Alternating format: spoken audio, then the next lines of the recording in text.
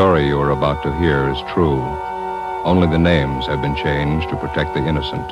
Dragnet.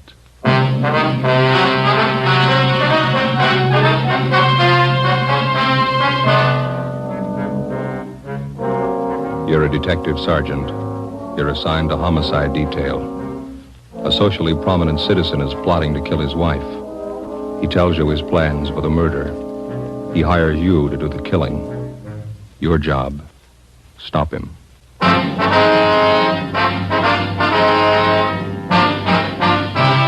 Dragnet, the documented drama of an actual crime. For the next 30 minutes, in cooperation with the Los Angeles Police Department, you will travel step by step on the side of the law through an actual case from official police files. From beginning to end, from crime to punishment, Dragnet is the story of your police force in action. It was Monday, February 17th. It was raining in Los Angeles. We were working the day watch out of homicide detail. My partner's Ben Romero. The boss is Thad Brown, chief of detectives. My name's Friday. It was 4:18 p.m. when we got to room 26, chief of detectives' office. Come on in, man. Have a seat. Did you close the door, Friday? Yeah, sure.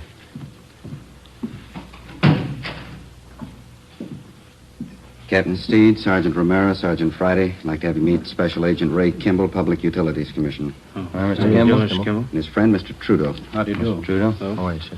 Gentlemen, Mr. Kimball and Mr. Trudeau here have some important information to give us. Mr. Trudeau, would you like to repeat for these officers what you told us a few moments ago? Yes, sir. Well, a friend of mine wants me to kill his wife for him. I'm convinced he means to go through with the thing. Naturally, it goes without saying that Kimball here will back up the veracity of his story. Well, Mr. Trudeau, who is your friend? How long have you known him? His name's Charles Stone. Guess maybe you heard of him. Owns a string of warehouses around town. I used to work for him. Oh, yeah. Go ahead. Well, the other day he called me and asked me if I was working. I told him no. Then he asked me to meet him in front of the public library. And that was last Saturday afternoon. But did you meet him? Yes, I did. And he took me to a bar in the neighborhood, started telling me all about his troubles at home. Mm-hmm. He said his wife was stepping out on him, running around with other men. Well, we had quite a few drinks, and I guess I thought that's what accounted for it. What's that, Mr. Trudeau? Well, he leaned toward me and he said, here's the dope. The wife and I haven't been getting along well at all for about a year. She's stepping out with some other guy on me, and to make a long story short, well, that's when he told me. I see. He said, I want to lose her. What do you say? Well, I told him I didn't quite get the drift of the thing, and then he said, I want my wife killed. I'll pay you $1,000 for the job. Mr. Trudeau, have you any idea why he contacted you on this thing? Well, I don't know, other than the fact that I hadn't been able to work for some time. He knew I needed the money pretty badly. As soon as I was sure he wasn't kidding about the murder, I told Mr. Kimball here, he's an old friend of mine. Yeah. He said the only thing to do was to take it to the police. Did this Mr. Stone make this proposition to you more than once? Yes, he did. Kept reminding me how much I could use the $1,000. Well, all I could say was that I knew his wife too well. I couldn't do it. What did Stone say to that, sir? Said I had cold feet. Told me I was just like another man he'd lined up to kill his wife. Told me if I didn't want the job, he'd get someone else to do it. Do you think he might go for a substitute, Mr. Trudeau, one of our men? Well, I don't know, Chief. There's only one thing I'm sure of. Yes, sir. He wants his wife dead. 4:42 p.m. The meeting in the chief of detectives' office went on. A man by the name of Charles Stone wanted his wife murdered. He'd offered $1,000 for her death. He'd approached two men to do the job. Both had refused. From the information we'd received, we knew he wouldn't stop there. There are a lot of people who'd kill for $1,000. It was only a matter of time till he found one. A plan was formulated, and Ben and I were assigned to the case. 5 p.m. Together with Captain Steed and Mr. Trudeau, we left Thad Brown's office and went down the hall to homicide. In your last meeting with Stone, Mr. Trudeau, you refused outright to have anything to do with this plan to have his wife murdered. Is that right? That's right. Did you leave any opening at all? Well, just to get away from the guy, I told him if I heard of anybody that'd do the job, I'd let him know. You think that maybe he'd listen to you if you went back and suggested somebody? Well, I don't know. He'd listen to me, but he's no dummy. You got to understand that. He's going to be careful. Well, which one of you is going to play the killer? I'd like to try it, Skipper. Who's going to fit the part best? Trudy here just told you this Charles Stone's no pushover. I don't know, Captain. This officer here... Me? Yeah, no offense, but I'd sure peg you for a cop. You would? Why's that?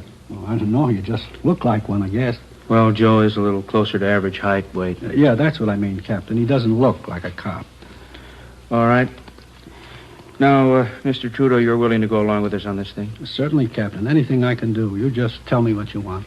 Well, just as soon as possible, we'd like to have you contact Mr. Stone. You'll know how to approach him so as not to make him suspicious. Yes, I think I can do that. Joe, how do you want to go about this? Well, I better use some kind of an alias. Let's see, Matson.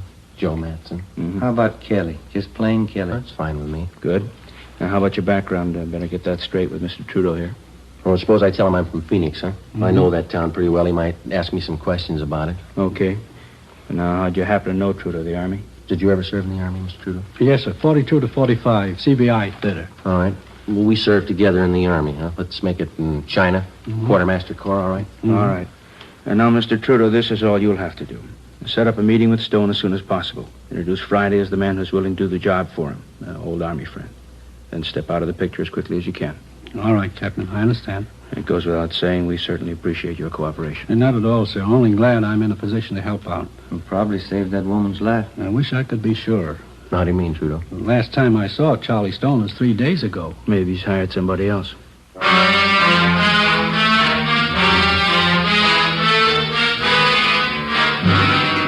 5:30 p.m. Captain Steed ordered 2 teams of men from Homicide to watch Charles Stone's wife, Mildred, until further notice.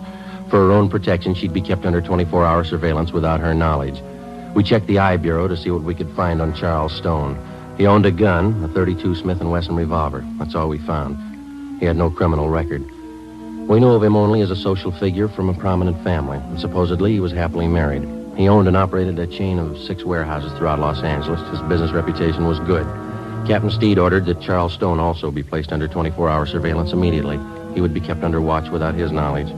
Ben Romero and Gil Encinas were one of the teams assigned to tail him. The next morning, I checked in for work at the usual time. At 10:15 a.m., I left Captain Steed's office and went into the squad room. Homicide, Friday. This is Mr. Trudeau, Sergeant. I saw Charlie Stone a few minutes ago. Yes, sir. How'd it go? We talked about 20 minutes. I told him you might be willing to do the job. What'd he say? He wants to meet you. Before he hung up, Trudeau told me that Charles Stone would meet us that night in Section B in the grandstands at the midget auto races out near Santa Monica. I informed Captain Steed of the development, and then I left the office, went home, put away my gun and all my identification, changed into some old clothes. I boarded a bus and rode back downtown to the Skid Row area where I rented a single room in a cheap hotel. I signed the register J. Kelly, Phoenix, Arizona. 5:30 p.m. I went to Koken's Cafe on the corner of South Main and Satella Streets. Captain Steed was waiting for me in one of the rear booths. Hi. Hi. You look like you're all set. How does the outfit strike you, okay? Yeah, fine. That old leather jacket's a good touch. Oh, better let your beard grow a little. You all right? I rented a room in one of the hotels down here. I could use a little expense money. Glad you said a little. All right, I'll fix it up for you. Here's the phone number of the hotel in case you want to contact me. Good. There's one thing that's got me a little worried, Skipper. Yeah? The legal angle. You know, you can get pretty close to entrapment in cases like this. Well, nothing to worry about. You just play it straight down the line. Yeah? The idea for the crime has to originate in the mind of the criminal. It's got to be all his idea. You just go along with him. Okay. Be sure and keep us posted. Yes, I will. Murder of his wife means a lot to Stone. He wouldn't want anybody getting in his way. Yeah. Be careful. That night, I had dinner with Trudeau at a cafeteria on South Grand. And then we caught a bus and rode out to the stadium where they held the midget auto races. We found the seats where Charles Stone was to meet us, numbers 4 and 5, row 27, Section B, main grandstand. The auto races started. At 10 minutes past 8 p.m., Charles Stone arrived. He looked like an average, prosperous businessman, well-dressed, medium build, dark hair that showed a few streaks of gray. Trudeau introduced us, and then he left. Where you from, Kelly? Phoenix? You like midget auto races? That's not why I came out here. Trudeau said something about a job. Sure. Guess he told you what it's about. Yeah? You ever handle anything like this before? I'd be a sucker to answer that one, wouldn't I? I just want to know if you could handle it. Trudeau told me about it. I wouldn't be here if I couldn't handle it. It's a delicate job. Got to be sure it's done right. What are you looking for, references? Gotta be careful, that's all. Well, what about me? I don't know you from Adam. How do I know it won't be a double cross? Don't worry about a double cross. Let's go below the grandstand. Get away from this crowd. All right with me.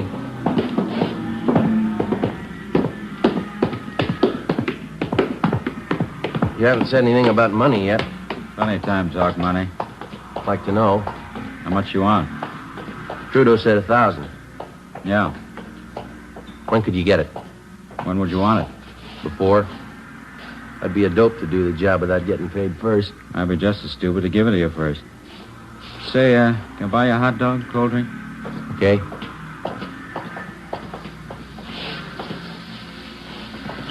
Miss?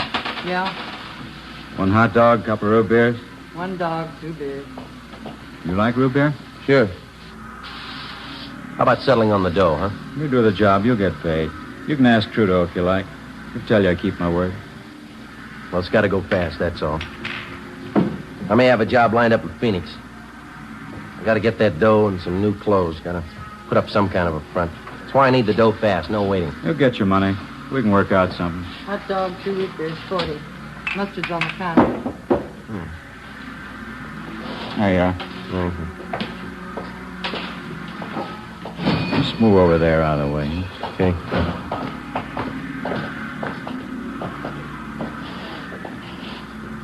But you haven't told me yet.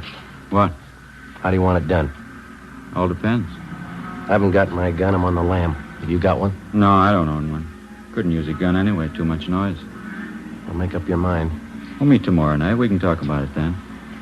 Look, mister, you expect me to sit on this thing for a week? I'm not making a career out of just this one job. What are you worrying about? We'll set everything up tomorrow night. All right, how about $10 on the cuff? I got 11 flat. Well, there's 5. See if that'll do. All right. Now, how about that payoff, the 1,000? How do we set that up? We can talk about that later. Why can't we talk now? Look, Stone, I don't think I like your attitude. You haven't told me how you want the job done. You talk cute every time the payoff's mentioned. Take it easy, Take Kelly. it easy, nothing. I'm taking the chances. How do I know I'm going to get paid? How do I know you'll kill her?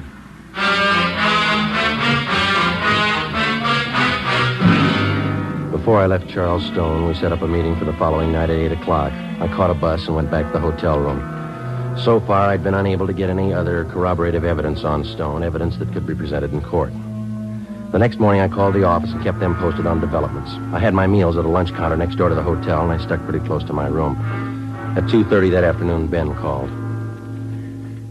We tailed Stone to the midget auto races last night. Did you do any good? Well, not bad. It's going a little slow, though. We tailed him after he left you. He drove to a Beverly Hills address, apartment house. Thought he lived in Glendale. He does. The apartment he went to is registered to a Jean Howard. Stayed till 4 this morning. Checked the Howard girl out. She's a secretary at one of Stone's warehouses. Oh, maybe that explains why Stone wants to get rid of his wife, huh? Here's one more thing. We tailed him to a gun shop this morning. Bought a couple of things, and after he's gone, we checked with the store clerk. Told us Stone bought a box of shells, 32 caliber. Same kind of gun he had registered in it, 32 S&W? Yeah. That's funny. Stone told me he doesn't own a gun. Doesn't look too good in my book. All right, now let's don't start worrying, huh? Don't trust him a dime's worth, Joe, that's all. All right. You want to check with me later on? I got to keep this line open. Yeah, all right. See you later. Right?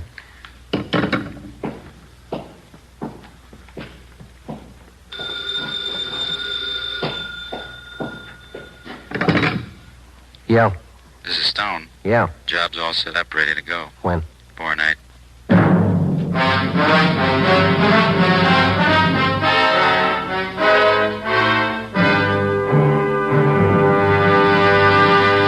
You are listening to Dragnet, the case history of a police investigation presented in the public interest by Fatima Cigarettes.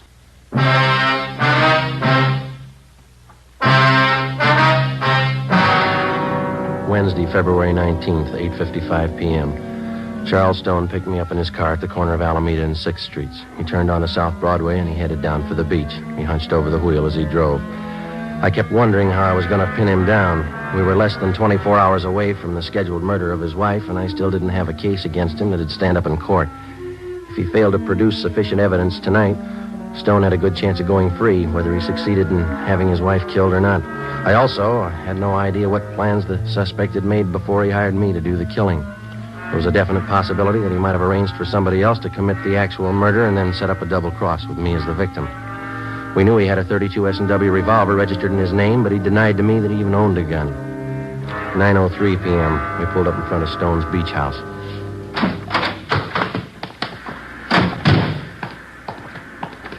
Most of the other homes around here are vacant, summer places. People don't start moving in till 1st of May. But you said you were afraid of the neighbors seeing you here. There's some living up the next block. Oh. Can't afford not to be careful. This one here.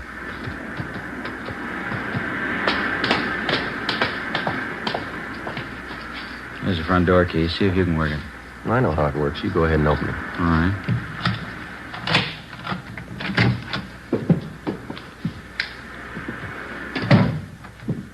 The living room, huh? Yeah, bedroom's over here through this door.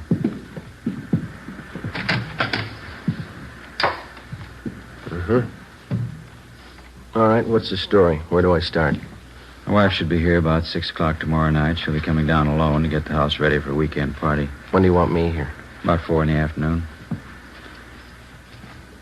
Here. Here's the key to the front door. Better pick it up and hand it to me, huh? Okay, here you go. First thing you do when you get here is pull out all the drawers in the bedroom bureau, scatter things around, make it look as much like a burglary as you can. Yeah? Same here in the living room. Desk drawer, table, cupboards. Turn them inside out, throw things around. Leave my fingerprints all over everything? I've taken care of that. Old pair of gloves of mine. You'll find them here in this drawer, remember that. All right. Let's see now, Oh, yeah, sash cord. I'm sure this ought to serve the purpose. Shouldn't have any trouble.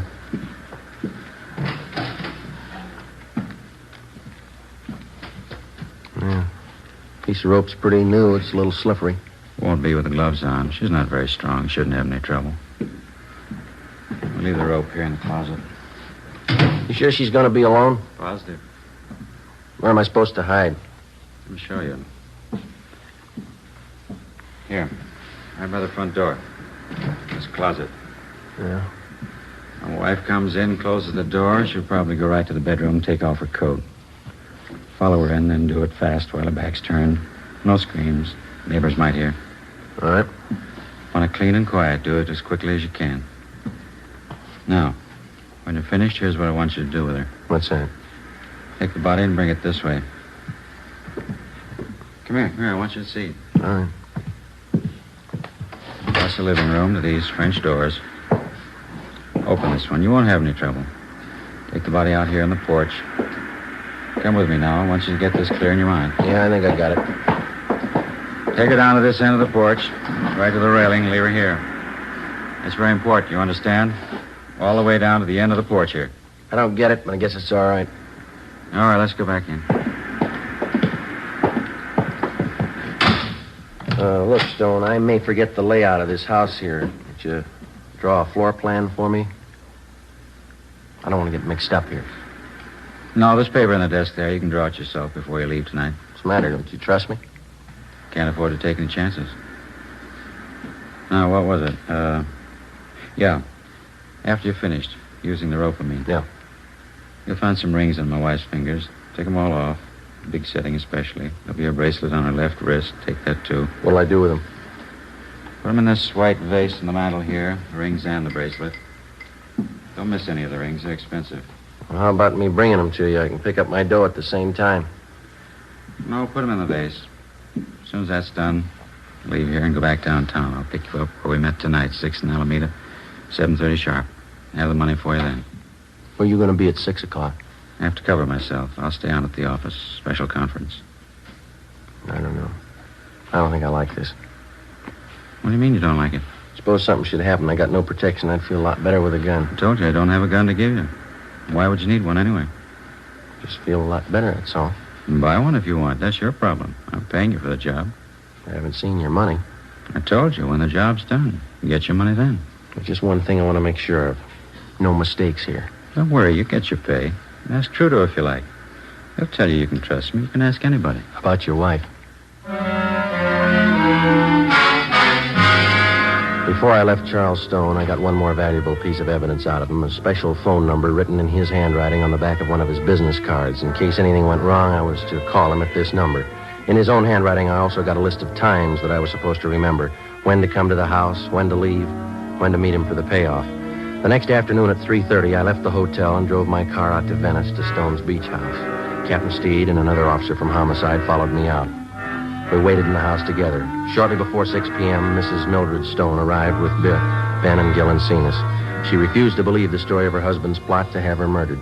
Captain Steed laid out the evidence for her. This key, Mrs. Stone, you recognize it?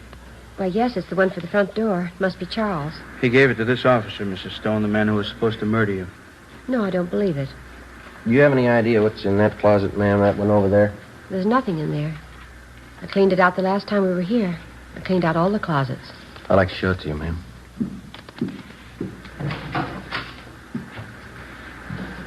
Piece of rope? I never saw that there before. Mr. Stone gave it to me. It was supposed to be the murder weapon. Just one more point, ma'am. Over here, please. Do you know what's in this drawer here? It's empty. It has to be. We never keep anything in there. Only when we move down for the summer months. Joe? Right. Pair of your husband's old gloves. Is that right, ma'am? Well, why would they be there? What for? I was supposed to wear them while I was in the house so I wouldn't leave fingerprints. Do you mind if I sit down? Here you are. I'm sorry, Mrs. Stone. We know it's a terrible shock for you. I think you realize we had to tell you. It's all right. You've been very kind. You saved my life. I'm sorry now that happened. It would have been better if he'd succeeded. Much better. Take it easy, Mrs. Stone. The shame. Terrible, terrible shame. Is there anything I can do for him? He wanted to have you murdered, ma'am. I know that. He wanted me dead. Yes, ma'am. There's only one thing. Yeah? He's my husband, Sergeant. I love him.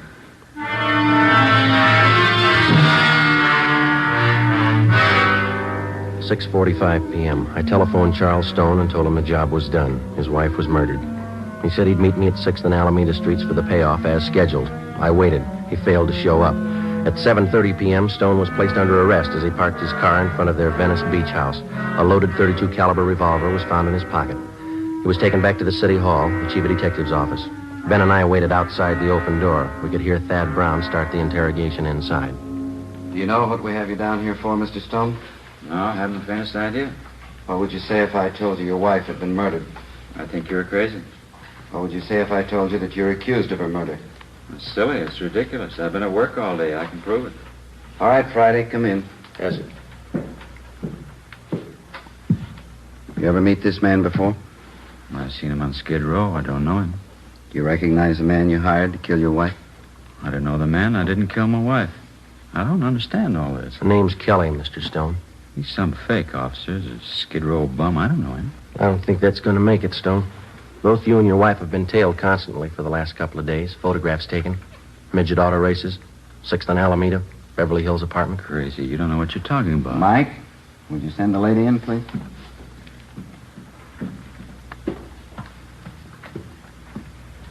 Mildred, you don't believe all these things you're saying about me, do you?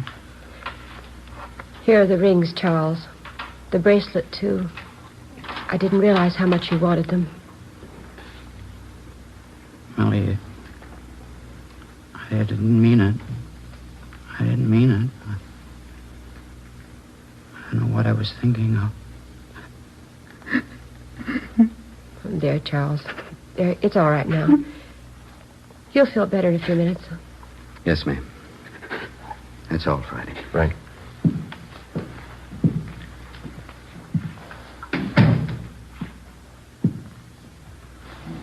What's it look like, Joe?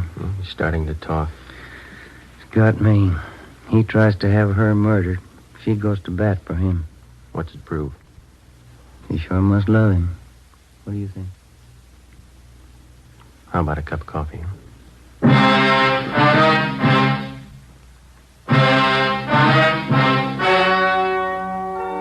The story you have just heard was true.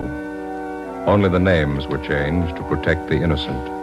On May 2nd, trial was held in Superior Court, Department 89, City and County of Los Angeles, State of California. In a moment, the results of that trial.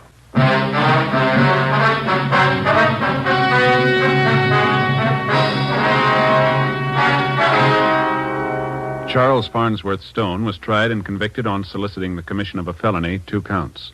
He received the sentence as prescribed by law. You have just heard Dragnet, a series of authentic cases from official files. Technical advice comes from the Office of Chief of Police W.H. Parker, Los Angeles Police Department. Fatima Cigarettes, the best of all long cigarettes, has brought you Dragnet from Los Angeles.